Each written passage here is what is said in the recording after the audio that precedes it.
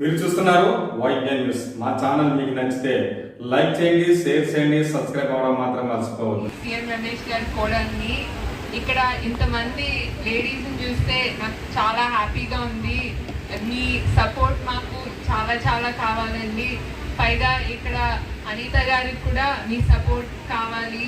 మీరందరూ దయచేసి May 13th ఎలక్షన్స్లో ఒకసారి ఆలోచించుకుని ఓటేయమని అడగడానికి వచ్చాము. చూడండి, మనకి 5 years అయింది. 5 yearsలో మనకేమీ ఆయన వచ్చి ఏమీ చేయలేదు. ఇప్పుడు నెక్స్ట్ 5 years ఎలా ఉండాలో అది డిసైడ్ చేసే పవరు మన దగ్గర ఉంది, మీ దగ్గర ఉంది. మీరు May 13th ఎలక్షన్స్లో ఒకసారి బాగా ఆలోచించి మీ పిల్లలకి ఎలాంటి ఫ్యూచర్ కావాలి, మీ హస్బెండ్స్కి ఎలాంటి ఫ్యూచర్ కావాలి అన్నీ ఆలోచించి ఓటు వేయమని అడగడానికి వచ్చాము. మీరు ఓటు వేయడానికి వెళ్ళినప్పుడు మీకు 2 ఓట్లు ఉంటాయండి. మొదటి బూత్లో మొదటి ఓటు MP గారి ఓటు ఉంటుంది, అది కమలం గుర్తు.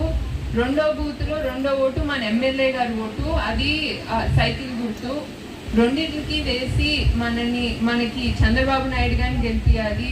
ముఖ్యంగా మోడీ గారిని గెలిపియాలి.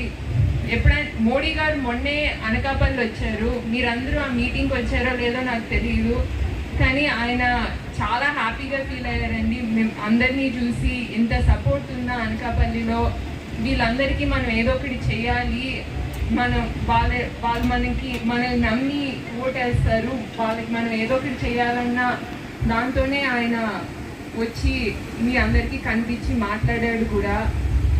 అందుకని ఇవన్నీ ఆలోచించి బెనిఫిట్స్ ఏంటి, మనకి ఏమేం జరుగుతుంది అన్నీ చూసి ఒకసారి ఓటేయమని కోరుకుంటున్నాము.